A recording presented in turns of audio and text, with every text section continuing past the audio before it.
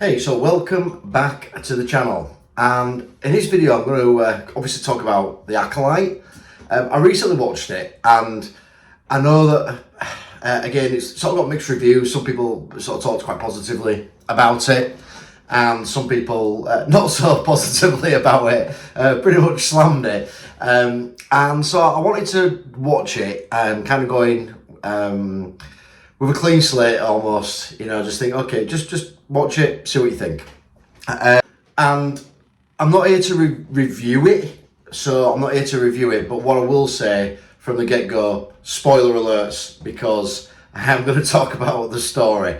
So I'm not here to review it and break it down. I'm here to just give you my opinion on this thing. So as I say, spoilers. If you haven't seen it, don't watch this, or maybe do watch it and then go watch it and see if you agree with me. So the way this opens, you've got Trinity from the Matrix, Carrie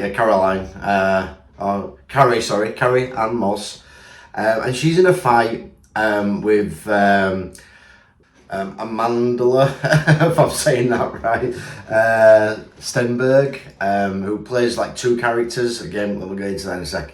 But she's in a fight scene, and like, look, the fight scene's great and all, right? But there's a bit of a trope that I can't stand in Star Wars, and it happens in a few different things. And it's this whole, Jedis don't attack unless someone's attacking with a weapon, they won't use a lightsaber. Attack me with all your strength.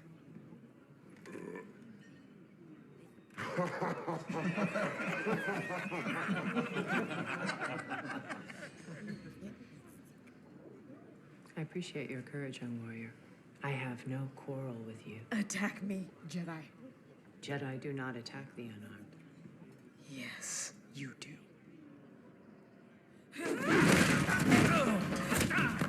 And then we get like a bit of a, and again, I don't know if they did this because it's Carrie Ann who's playing this character that she's fighting, but we get a very like Matrix-esque type fight. But she won't use a lightsaber, and I'm like, why? If someone's attacking you and you've got a lightsaber, why not use one? And like, is the rule, if you've got one and I've got one, then we can both use it? But no, because this other character who's called Maya is using like blades, she can't use a lightsaber. And it's just stupid, in my opinion. I don't get that. I don't understand what the flipping deal is with that. But anyways, fight goes on, Carrie Ann dies, so she dies, and then it's led into sort of a whole investigation by the Jedi into who killed her and why. So that's how this whole thing kind of opens up. It sort of chops and changes. You're getting a bit of a backstory, so you're getting here you're getting something that's happening in current time, and also a backstory as well. Now, the time that this is set in is like 100 years before the rise of the Galactic Empire. So it's like 100 years before sort of Palpatine takes over. Alright, okay, you know what? I like a good origin story. I think origin stories can work really well. And again, like the prequels, people smash the prequels, but it was an origin story of two things. It was an origin story of the Empire, and how the Empire came to be, and it was an origin story of Darth Vader. So we kind of got both. This is an origin story, in my opinion. This is what it's trying to be, but it's an origin story that don't know what it's trying to tell you. It don't know what message it's trying to convey. And I've got a feeling that I've got an idea of what they were maybe trying to do, but in classic Disney fashion, kind of just completely missed the mark.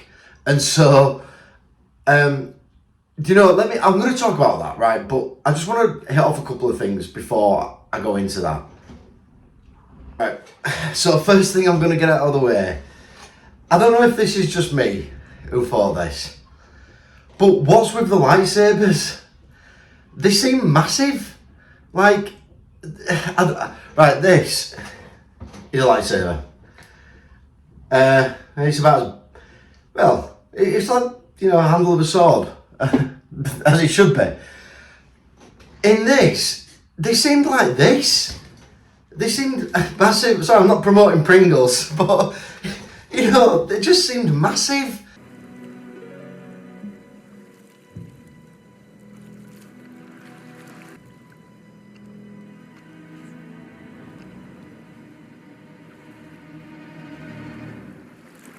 How does it feel?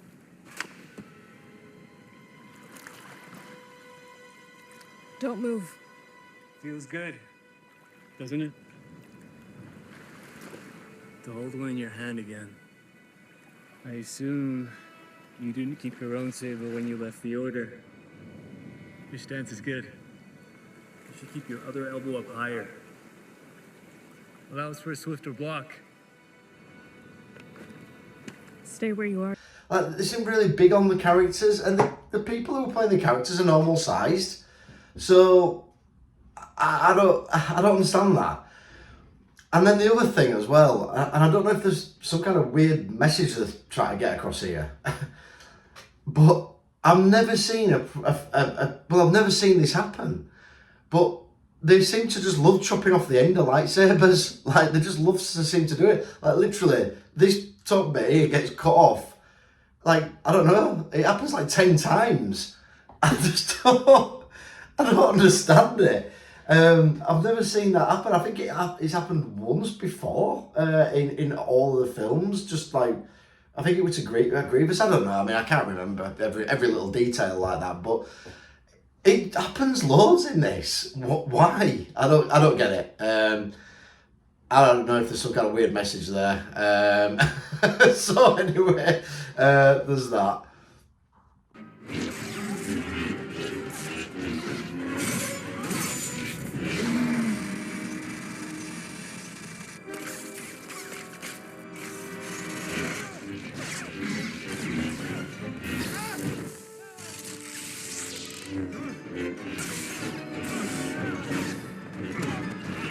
But I will say, the fight scenes are actually pretty well choreographed. I think they're great.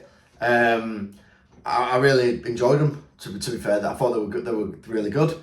And I think if we'd have had a better backbone of a story and a better, I guess, narrative, then this could have been something really interesting. And I've kind of done this with my sort of talk about the Force Awakens, but I'm going to hit on something that I think they should have done here, or that they could have gone for. But anyway, let me just sort of review this story-ish.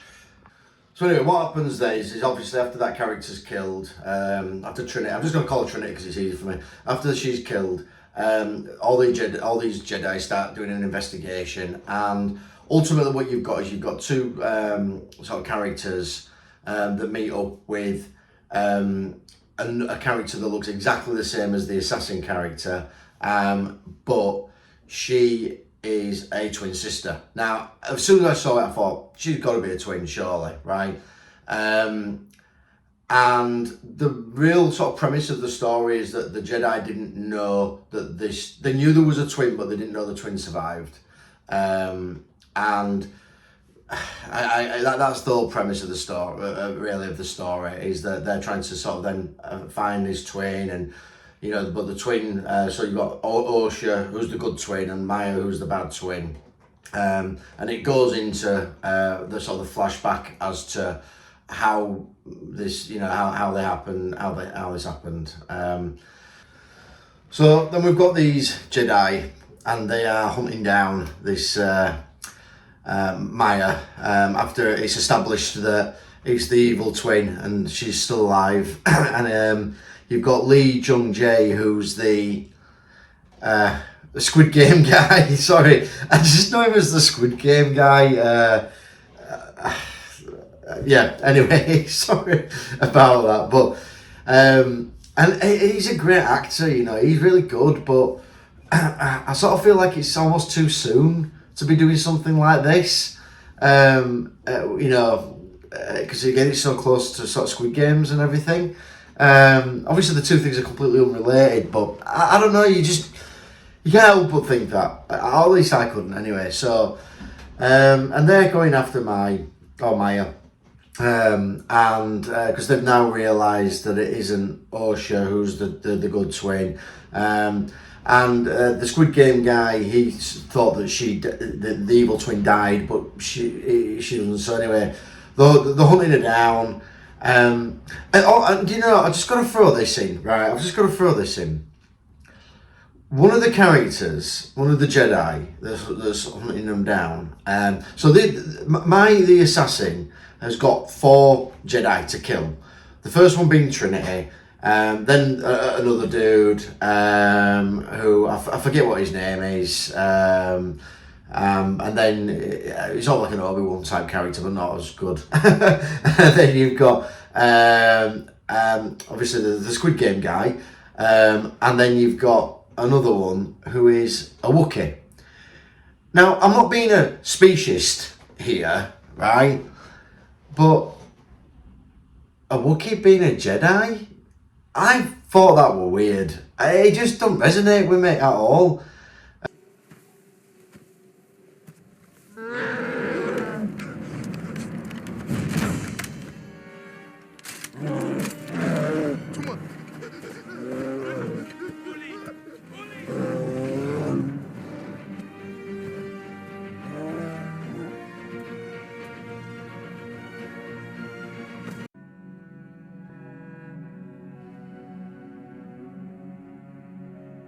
Colleagues, Sol, Kelnaka, and my Padawan Torben.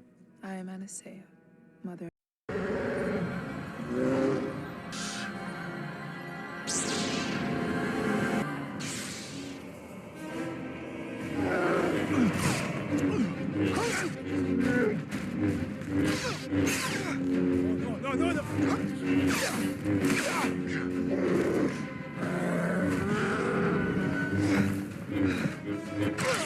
I sort of, you know, they're supposed to be like warriors, you know, like, you know, physical combat beasts, because they're massive and everything else. And the dude in it, the character in it's huge, you know, he's a big Wookiee. It just don't resonate with me. I didn't like that. Anyway, so, yeah. But you get a load of Jedi, and they track her down, the evil twin. They track her down to this planet, and she's gone to this planet because she's got like a master that she's serving. Like she doesn't know who he is. She doesn't know his identity or anything. She just gets like relayed messages through this like goofball character. So the goofball character, I think, is played by, I'm just looking on here now, I think he's Manny Jacinto Kwamia, I believe his name is. And he's a bit of a goofball character, you know, like a bit of a sort of, I don't know, a bit of a weasel, I guess you'd call him. Bunta? Really? I'm running out of time. You're running out of Jedi. And if you think a sleeping monk is tough, good luck defeating a Wookiee. I have 2 Jedi to kill after Torben, and I will kill one of them without a weapon and please the Master. But I need to do this my way. I need a drink. Don't you think what we do is so stressful? I do really believe that, though. Everyone has a weakness.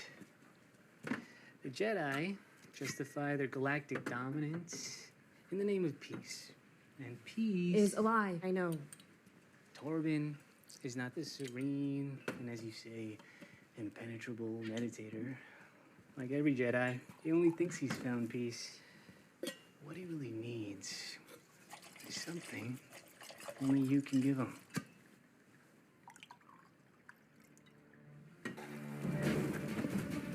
May!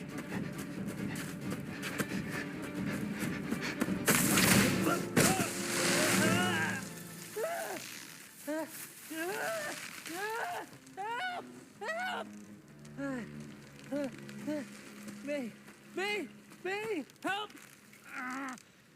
You know, after running through that forest for an extremely long time, I realized something. I don't need to do this anymore. I don't need to kill a Jedi without a weapon. I don't need to keep this deal. What? Cut me down! You were wrong. Osha being alive changes everything. My loyalty's to Osha, not your master. What are you doing? What I'm going to do is surrender myself to Kelnaka, and then turn myself into the Jedi. No, stop. It's 10 minutes south, right? The Jedi will put you in prison. Not after I tell them who I know. He'll kill you. He'd have to find me first. And I don't know if even he could make it all the way over here without a guide. I'll have to admit it. I did need you. May!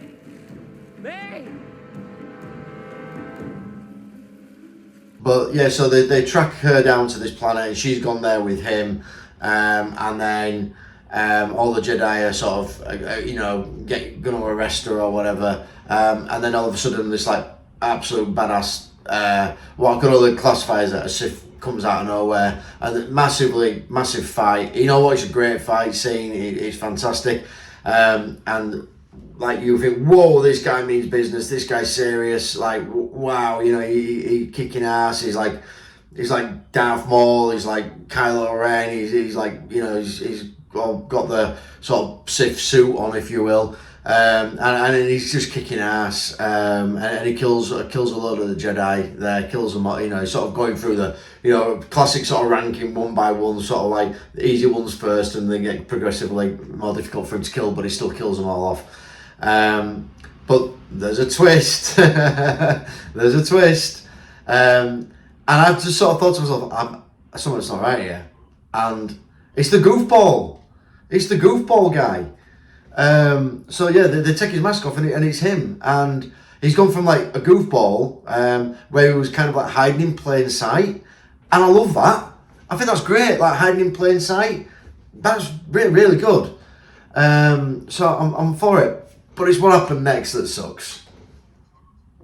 So the Sith dude, he disappears off again. They've had the fights and everything, and he disappears off. And it turns out that they capture that Maya, but then Osha, them two have a fight. So if they find each other and they have a fight, and she gets knocked out, and so they switch clothes. And she cuts her hair, so she's now the bad one. Is pretending to be Osha, the good one, and the good one thinks, okay, I'll pretend to be the bad one, and it gets nice and confusing. Thanks, yeah. And so she finds the sort of the Sith guy, and he's like swimming in he's like going for a swim in a pool, and he's all like calm and peaceful and philosophical and everything. And I don't get this bit, because it's like, right, okay, I can understand the character being a goofball to kind of hide in plain sight. I get that. But then like he's all like calm and collected and chilled and like.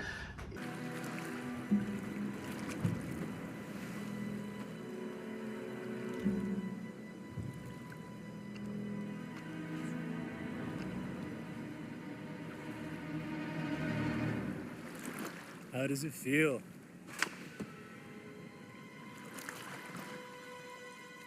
Don't move.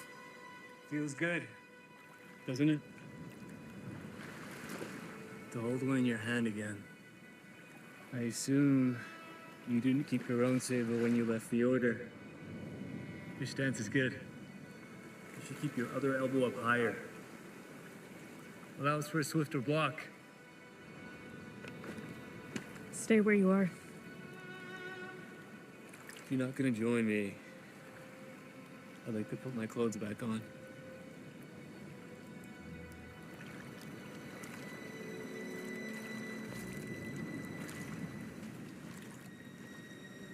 I'm wondering if it's honorable to kill me like this. Heat of battle, it's justified. But a few hours later, it's vengeance. Now you're wondering how I can read your mind. I can't. I thought this guy was supposed to be like a badass Sith at this point. Like, wouldn't he just like kill her because he doesn't have anything for her? Like, he doesn't, you know what I mean? Like, he's not trained or her or anything. I don't know. And then all of a sudden he's like siding with her as well. I don't know. It just gets confusing, if I'm honest, and not confusing in like a way like it's a difficult maths equation. It just gets confusing like, what the hell's going on here? That's my take on what's going on there. And then we get an image, and we assume it's Darth Plagueis. We assume, right?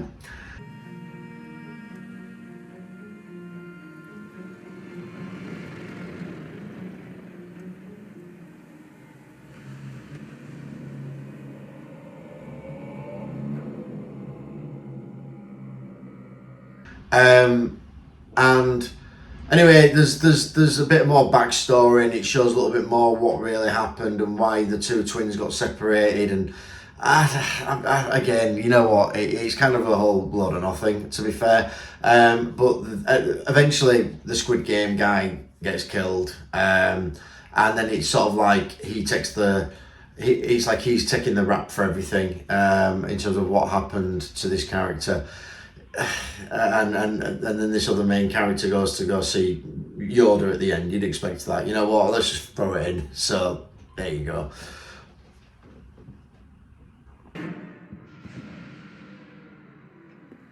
Sorry to disturb you, Master. We need to talk.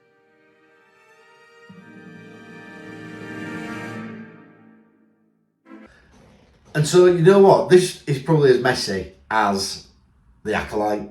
And maybe I've done that intentionally. Maybe. But I'm just going to go back on something here. I'm all for an origin story. I think origin stories can be great.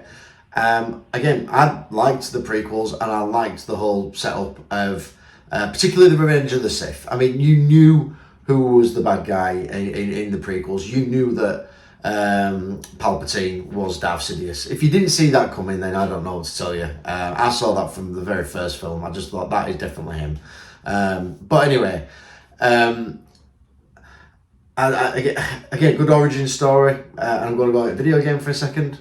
Metal Gear Solid 3, Snake Eater. Probably one of the best games ever. Fantastic, and that's an origin story as well. Goes through the whole origin of, you know, Big Boss and who Solid Snake is. So I'm all for a good origin story. But here's where they've gone wrong. Who cares about these characters? No one. One of the most interesting things in here was that they put Darth Plagueis in. And I think that in a way they were trying to sort of tell a story about someone experimenting with creating somebody out of the Force. Because there's a scene in there that they say there's no father. Let's hit that. Where is their father? They have no father.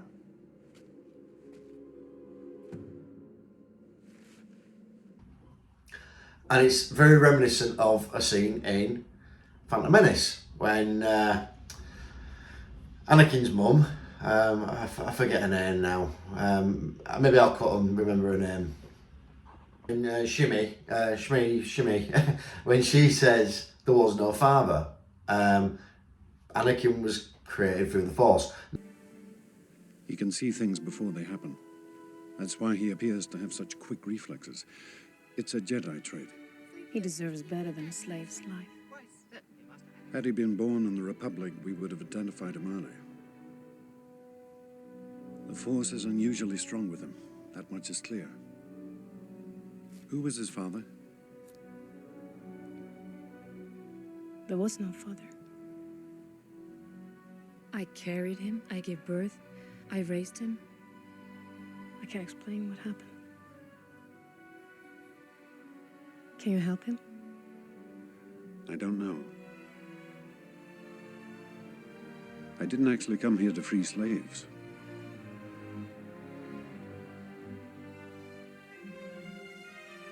Now, what we never get told is who or how or why. What we assume is that it was Palpatine. Sorry, not Palpatine. That it was Plagueis, right? And Plagueis is Sidious's mentor. So that's what we get told. That's what we get sort of shown. And maybe it was almost like, again, they were trying to experiment with this, because you've got one character who's supposed to be good and one character that's supposed to be bad, and that the idea is that you've created this sort of one character, but it almost got split. And it reminds me of that sort of twin scene in The Simpsons. Let's throw that in. Now, normally the birth of Siamese twins is a joyous occasion, but unfortunately, one of them was pure evil.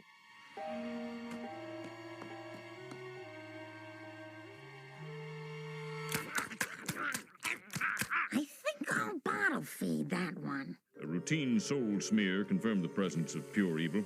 It was then I knew the only option was to separate you two immediately. You'll both need to sign these.